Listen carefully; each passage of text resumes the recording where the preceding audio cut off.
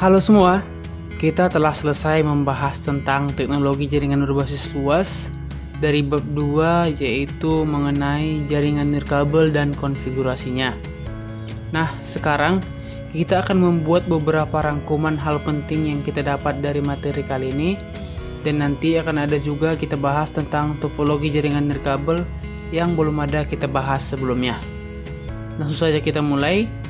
Kompetensi dasar dari bab 2 ini adalah mengevaluasi jaringan nirkabel dan mengonfigurasi jaringan nirkabel. Apa itu jaringan nirkabel? Jaringan nirkabel adalah bidang disiplin yang berkaitan dengan komunikasi antar sistem komputer tanpa menggunakan kabel. Jenis jaringan yang paling populer dalam kategori jaringan nirkabel ini adalah jaringan wireless LAN atau WLAN dan Wi-Fi. Prinsip dasar sebuah jaringan nirkabel sebenarnya sama dengan jaringan berkartu atau Ethernet card, yang mana fungsi akses point dalam jaringan nirkabel mirip dengan hub pada jaringan komputer yang berbasis kabel. Jika tanpa akses point, komputer yang memiliki adapter nirkabel akan dapat berkomunikasi langsung dengan komputer lainnya. Dengan hal ini sama dengan komputer peer-to-peer dengan menggunakan kabel yang disebut crossover. Jaringan nirkabel memiliki beberapa keunggulan dan kelemahan. Keunggulannya adalah 1. Lebih fleksibel karena tidak terbatas lagi oleh penggunaan kabel. 2. Meningkatkan produktivitas karena komunikasi akan lebih cepat. 3. Tingkat mobilitas yang tinggi karena dapat diakses dari mana saja. Dan yang keempat adalah proses instalasi yang mudah dan cepat karena tidak perlu lagi proses penarikan kabel yang kadang cukup rumit. Untuk kelemahannya yaitu 1. Biaya yang masih tergolong mahal. 2. Keamanan menjadi hal yang harus diperhatikan karena jaringan nirkabel bekerja pada medium udara. 3. Kecepatan.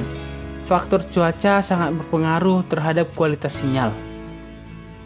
Sekarang kita masuk pada topologi jaringan nirkabel. Ada 3 jenis topologi yang digunakan dalam jaringan nirkabel. Yang pertama adalah Basic Service Set atau BSS.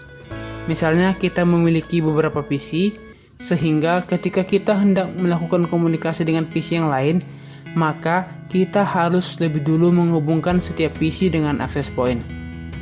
Topologi yang kedua adalah Independent Basic Service Set atau IBSS.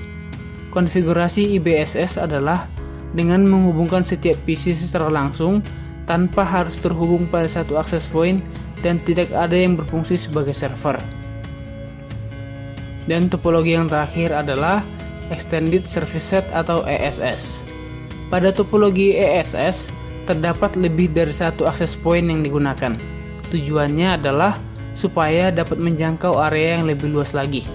Jadi, bisa dikatakan bahwa topologi ESS ini merupakan gabungan atau kumpulan dari topologi BSS.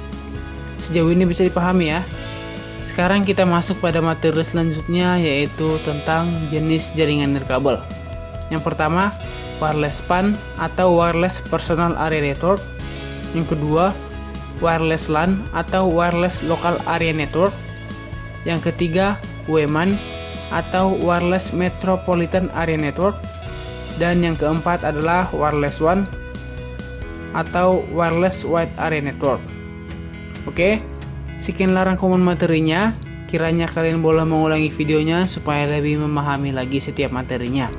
Jika ada yang kurang dimengerti, silahkan bertanya. Terima kasih.